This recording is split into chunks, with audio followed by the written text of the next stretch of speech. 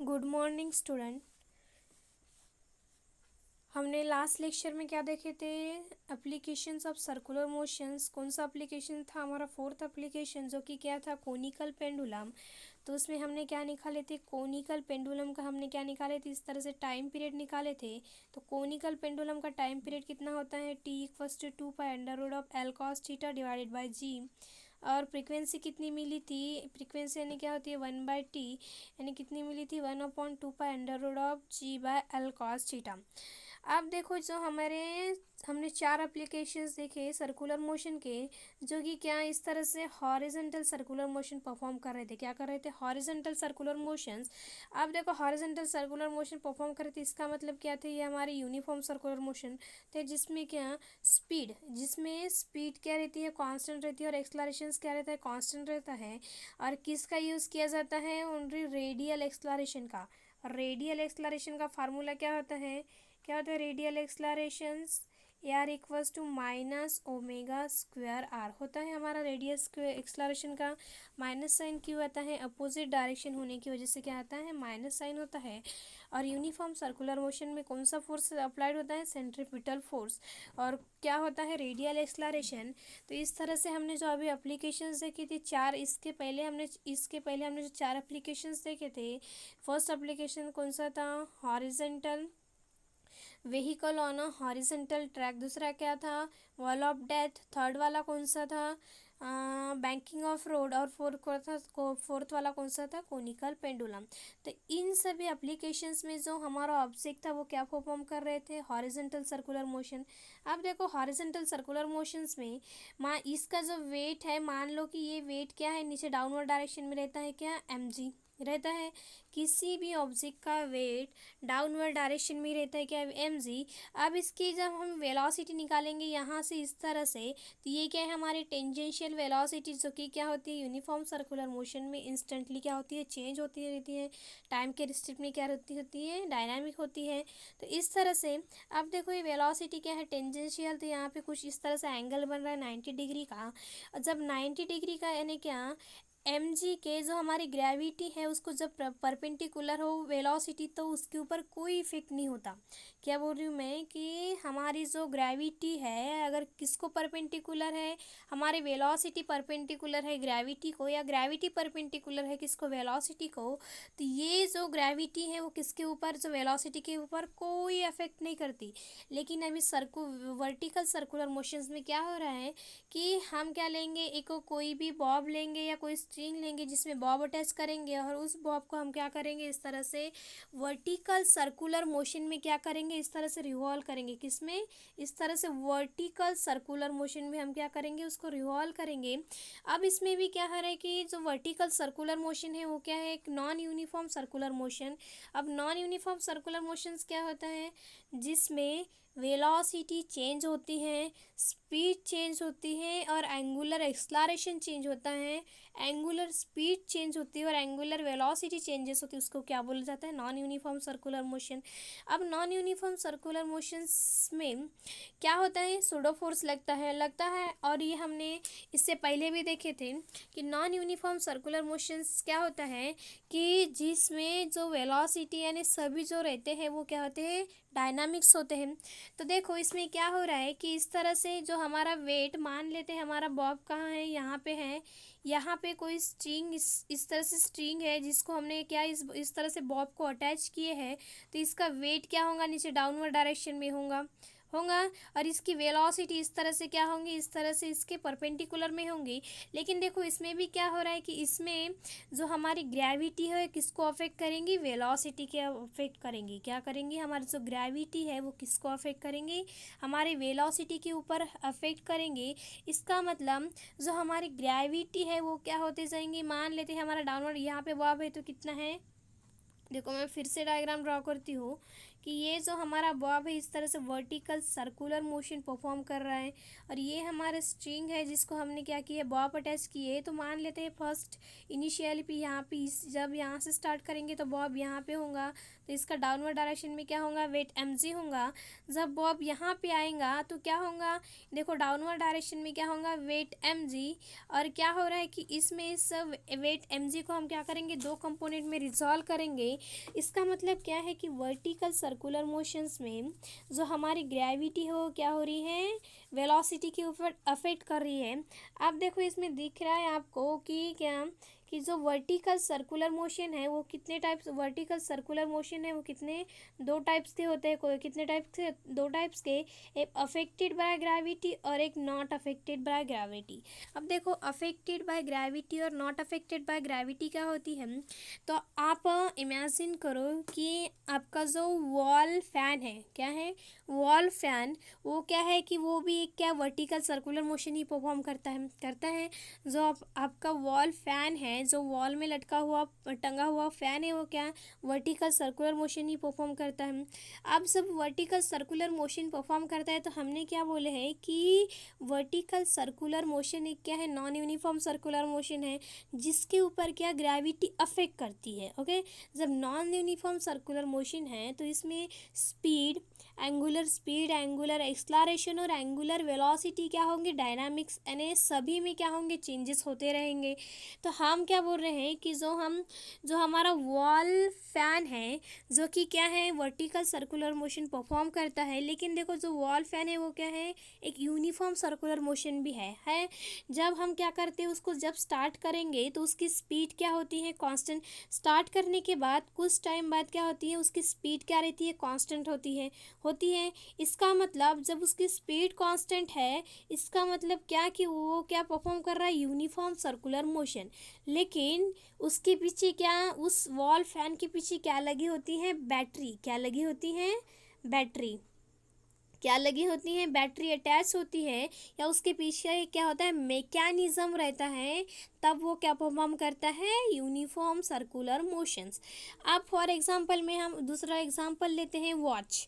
जो वॉल पे टंगी होती है जो वॉच, वो भी क्या परफॉर्म करती है, वर्टिकल सर्कुलर मोशन में ही वो क्या होती है, रोटेट होती रहती है। वॉल का जो अपने कांटा देखे होंगे वो क्या होता है, इस तरह से जो देखे होंगे वो क्या करता है कि इस तरह से वर्टिकल सर्कुलर मोशन परफॉर्म करता है, और उसकी जो स्पीड है वो क्या रहती है, कांस्टेंट रहती है। इसका मतलब वो भी क्या है, एक यूनिफॉर्म सर्कुलर मोशन परफॉर्म करता है। वो भी वर्टिकल सर्कुलर मोशन है लेकिन वो क्या करता है, यूनिफॉर्म सर्कुलर मोशन परफॉर्म करता है।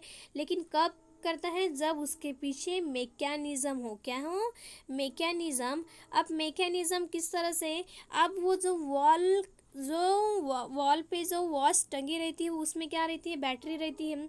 क्या रहती है, बैटरी। इसका मतलब उसमें बैटरी लगी रहती है। तो vertical circular motion, uniform circular motion कब है, जब उसके पीछे कोई मैकेनिज्म हो। समझ में आ रहा है, vertical circular motions, uniform circular motion कब है, जब उसके यानी उसके पीछे मैकेनिज्म लगा हुआ हो या कोई बैटरी लगी हुई हो, तब वो क्या परफॉर्म करता है, यूनिफॉर्म सर्कुलर मोशन। अब सेकेंड एग्जांपल हम क्या लेंगे, स्ट्रिंग का लेंगे, जो कि हमने क्या लिए, इस तरह से एक स्ट्रिंग ले है जिसको हमने क्या बॉब अटैच किए हैं, और इस बॉब को हम क्या कर रहे हैं, इस तरह से वर्टिकल सर्कुलर मोशन परफॉर्म कर रहे हैं। तो ये जो बॉब है, जो वेट mg है, जो डाउनवर्ड डायरेक्शन में लग रहा है, तो ये जो वेट mg जो ग्रेविटी है इस वाले ऑब्जेक्ट के ऊपर, यानी इस पूरे मैकेनिज्म, यानी इस पूरे ऑब्जेक्ट में क्या होंगी, इस बॉब की क्या होंगी, जो ग्रेविटी है वो क्या होंगी, इंस्टेंटली चेंज होते रहेंगे। इसका मतलब इस पे ऊपर इस वाले एग्जाम्पल के ऊपर क्या हमारी जो ग्रेविटी हो क्या कर रही है, अफेक्ट कर रही है। तो सबको समझ में आया वर्टिकल सर्कुलर मोशन क्या होता है। तो vertical circular motion, uniform circular motions कब है, जब उसके पीछे क्या मैकेनिज्म लगी होती है या मैकेनिज्म रहता है, तब वो क्या परफॉर्म करता है, यूनिफॉर्म सर्कुलर मोशन। और दूसरा एग्जांपल हमने क्या लिए, स्ट्रिंग को हमने बॉब अटैच किए हैं और उसको वर्टिकल सर्कुलर मोशन परफॉर्म कर रहे हैं, तो उसमें क्या ग्रेविटी अफेक्ट कर रही है।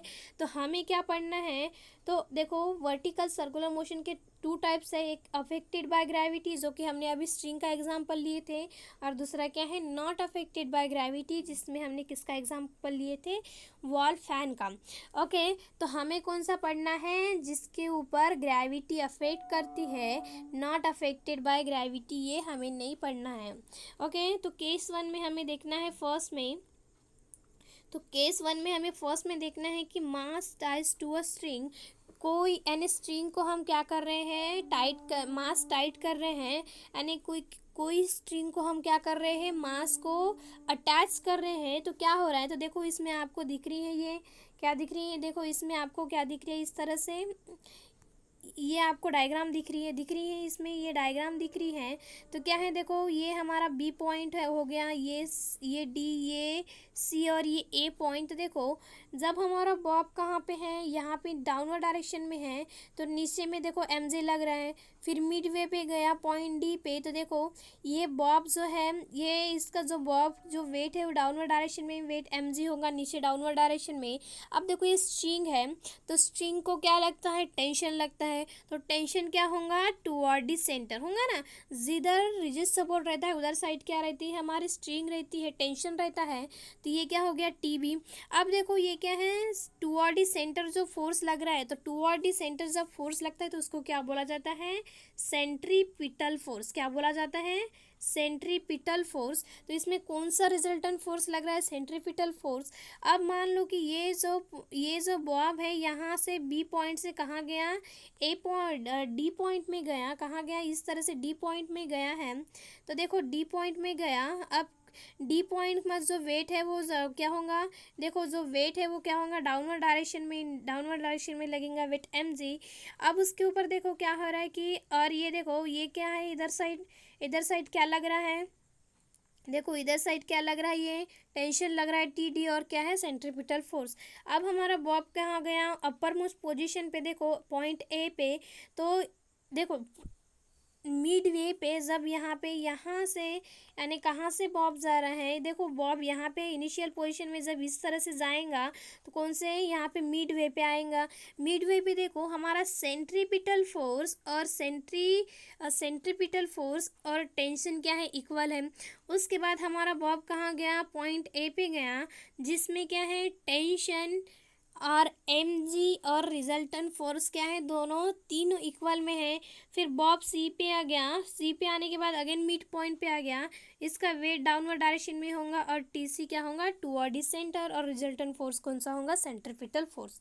ओके, अब इसको हमें एक्सप्लेन करना है इसी डायग्राम को। तो कैसे करेंगे कि देखो, a bob ties to a string, क्या कर रहे हैं हम, क्या कर रहे हैं, a bob ties to a massless extensible and a flexible string।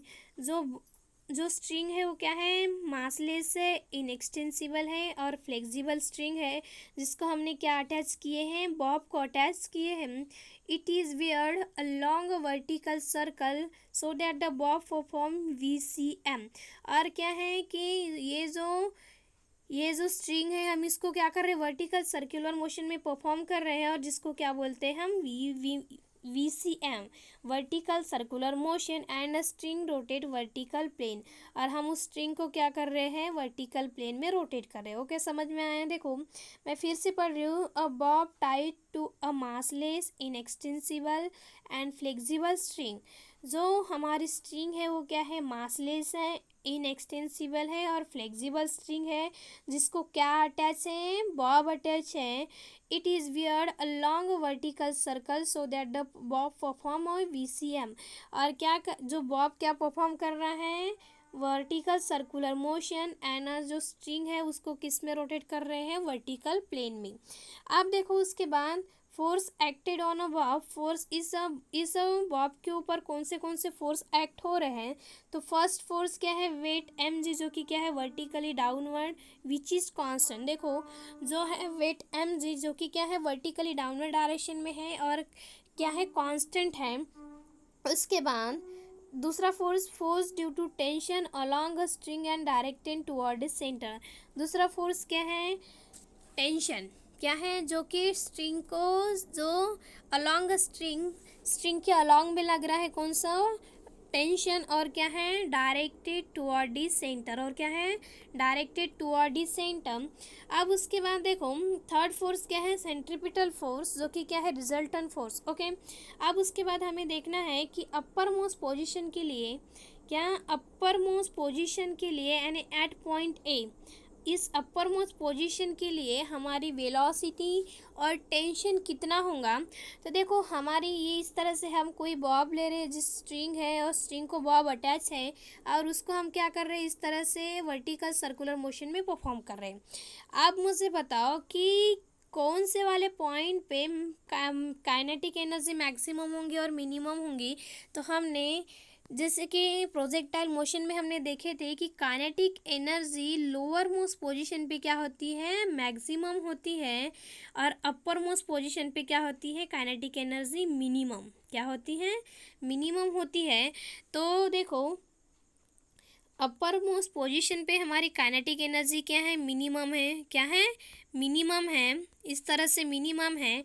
और पोटेंशियल एनर्जी, क्या पोटेंशियल एनर्जी किस पॉइंट पे ज़्यादा होंगी। मान लेते हैं हमारा डिस्टेंस यहाँ से आर है और यहाँ से भी आर है, तो ये पूरा डिस्टेंस कितना हो गया, 2r, कितना हो गया, 2r।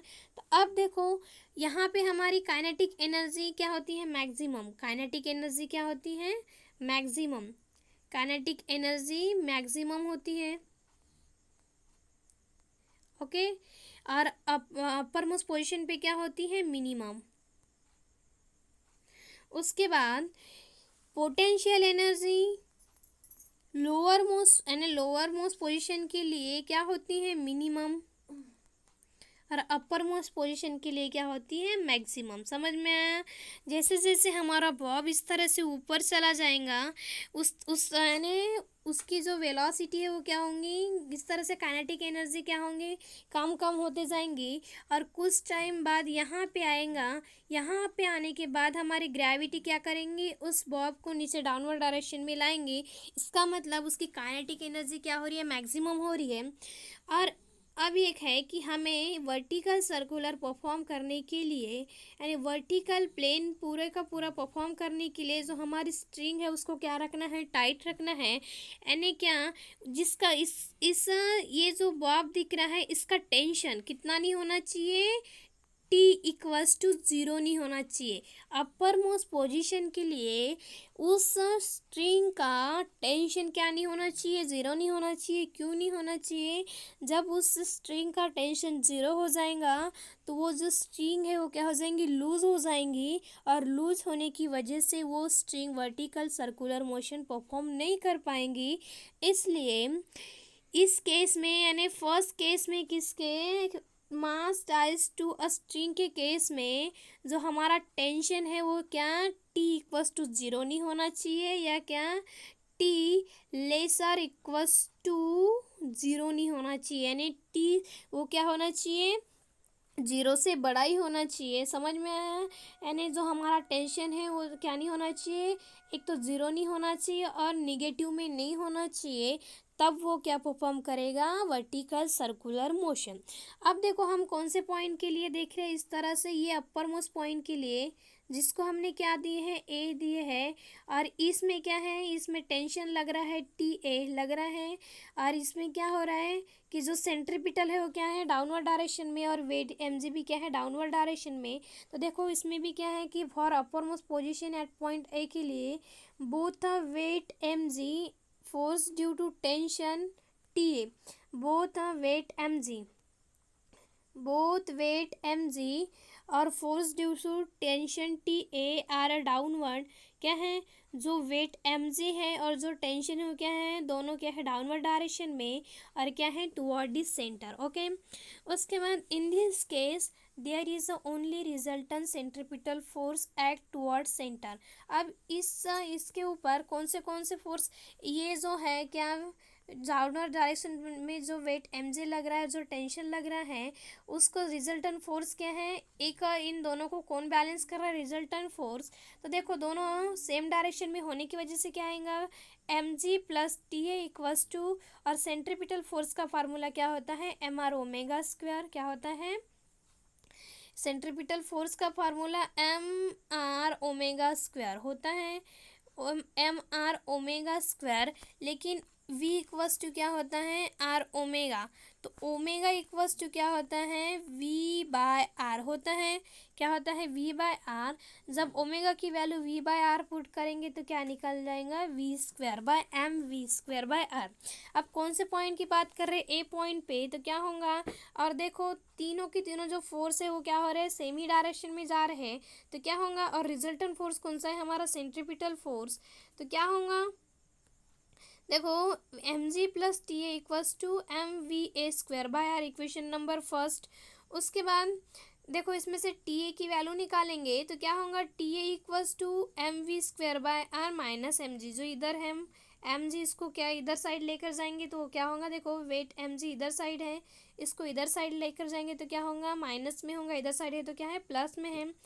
अब बट एट द टॉप में क्या minimum energy is applied by string to a mass, so इसमें जो ये है वो क्या हो रही है मिनिमम एनर्जी, तो इसमें क्या हो रहा है कि इसमें हमने बोला है कि अपर मोस्ट पोजीशन के लिए टेंशन क्या नहीं होना चाहिए, ज़ीरो नहीं होना चाहिए, और T A is greater than zero, और टी ए क्या is greater than equals to zero, जो हमारा टी ए है वो क्या होना चाहिए जीरो से बड़ा ही होना चाहिए, बट जीरो नहीं होना चाहिए, जीरो से कम नहीं होना चाहिए। क्यों नहीं होना चाहिए, जीरो या जीरो से कम होगा तब हमारा जो स्ट्रिंग में जो बॉब अटैच है वो वर्टिकल सर्कुलर मोशन परफॉर्म नहीं कर पाएगा, इसलिए जो टी ए है वो क्या होना चाहिए ग्रेटर और इक्वल्स टू ज़ीरो। ओके, तो टी ए की वैल्यू हमने ज़ीरो पुट कर दिए, टी ए की जगह हम इसकी जगह जो हमारा इक्वेशन है वन में उसमें टी ए की वैल्यू जब ज़ीरो पुट करेंगे तो क्या होगा टी ए ज़ीरो होगा तो क्या होगा M G equals to M V square by R. Okay,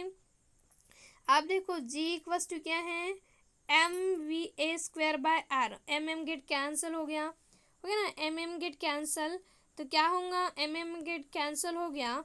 उसके बाद क्या होगा g equals to v square by are.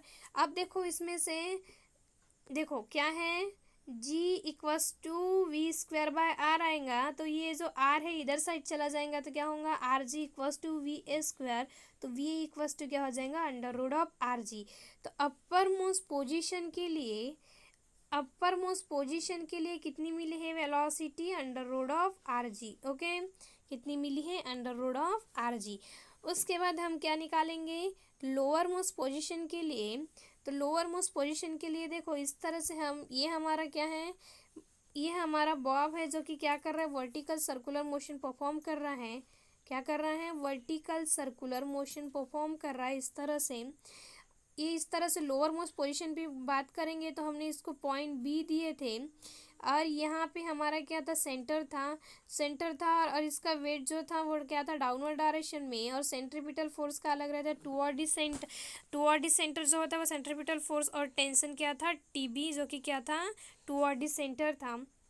तो क्या होगा अब देखो इसमें क्या होगा force due to tension T B is vertically downward. देखो इसमें जो फोर्स टेंशन है वो क्या है वर्टिकली अपवर्ड है, सॉरी क्या है vertically upward, force due to tension T B is a vertically क्या है upward that is toward the centre and opposite to weight M G, जो कि क्या है देखो जो वेट है जो टेंशन है वो क्या है वर्टिकली अपवर्ड है और क्या है टुवर्ड द सेंटर है और opposite to weight M G है। तो क्या हो जाएगा देखो ये जो टेंशन और वेट एम जी दोनों क्या है अपोजिट डायरेक्शन में है, तो क्या होगा T B minus M G equals to क्या हो जाएगा M V B square by R. कौन से पॉइंट का ले रहे हैं लोअर मोस्ट पोजीशन, लेकिन कौन सा पॉइंट है बी पॉइंट, तो ये इसको हमने equation number B they while coming downward from outer upper most the vertical displacement is. अब देखो हमने एक डायग्राम ड्रॉ किए थे, क्या ड्रॉ किए थे डायग्राम, तो देखो डायग्राम में क्या हो रहा था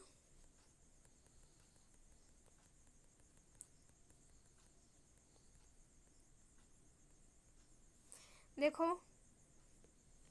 जो डायग्राम दिख रही है ये जो डायग्राम दिख रही है तो यहाँ पे जो इस यहाँ से यहाँ तक के डिस्टेंस कितना है आर है, और यहाँ से सेंटर से अपर मोस्ट पोजीशन की कितना है आर है, तो इसका पूरा डिस्टेंस कितना हो जाएगा 2r, कितना होगा 2r, तो 2r इक्वल्स टू क्या हो जाएंगे इसकी हाइट, हिज करस्पॉन्डिंग। अब आपको पता है कंजर्वेशन ऑफ एनर्जी क्या होता है, और कंजर्वेशन ऑफ एनर्जी हमने 11th क्लास में पढ़ चुके हैं। क्या होता है, potential energy equals to kinetic energy, यानी जो एनर्जी है वो क्या कर रही है, क्या होती है, potential energy to kinetic energy, kinetic energy to potential energy. यानी कंजर्वेशन ऑफ एनर्जी में क्या, जो पोटेंशियल एनर्जी होती है पहले क्या रहती है, मिनिमम, उसके बाद क्या होती है काइनेटिक एनर्जी मैक्सिमम, उसके बाद पोटेंशियल एनर्जी क्या होती है, मैक्सिमम होती है, और काइनेटिक एनर्जी क्या होती है, मिनिमम होती है। इसका मतलब पूरे सिस्टम की जो एनर्जी क्या रहती है, कंजर्व रहती है, और नो लॉस ऑफ एनर्जी रहती है, उसको क्या बोला जाता है, कंजर्वेशन ऑफ एनर्जी। तो इसमें क्या लगाना है, कंजर्वेशन ऑफ एनर्जी लगाना है, जो कि क्या होती है, potential energy equals to kinetic energy.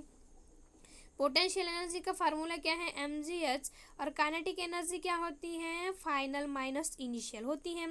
क्या होती है, फाइनल माइनस इनिशियल। तो देखो 1/2 f(v)f² minus 1/2 m(v)I², final minus initial. अब देखो इसमें हाइट कितनी दी है, 2r दी है, यहाँ से यहाँ तक की हाइट कितनी है इसकी, 2r, और क्या है, फाइनल एनर्जी। तो लोअर मोस्ट पोजिशन में हमने क्या दिए थे, ये हमारा पॉइंट क्या था, बी था, ये क्या था हमारा डी, ये कौन सा था, ए था, और इधर साइड जो था वो क्या था, इधर साइड जो था वो सी था। तो हमारी काइनेटिक एनर्जी कौन से पोजीशन पे मैक्सिमम रहती है, लोअर मोस्ट पोजीशन पे मैक्सिमम रहती है, और अपर मोस्ट पोजीशन पे क्या रहती है, मिनिमम रहती है। तो देखो क्या होगा, तो मैक्सिमम में से मिनिमम माइनस करेंगे तो क्या होगा, VB² क्या होगा, 1/2, क्या होगा, 1/2 m(v)B² माइनस 1/2 m(v)A²। अब देखो इसमें से हमने क्या किए हैं, इसमें से क्या किए हमने,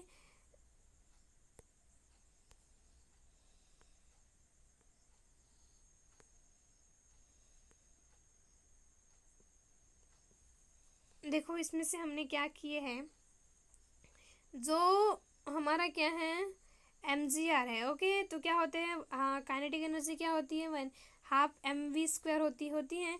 तो इसमें से देखो इसमें भी m है, इसमें भी m है, तो दोनों को क्या, यानी दोनों में m होने की वजह से हमने इसको निकाल लिया कांस्टेंट, तो क्या बचा, और हाफ को भी निकाल लिए तो क्या बचा, VB² माइनस VA² होगा। क्या होगा, देखो VB² माइनस VA²।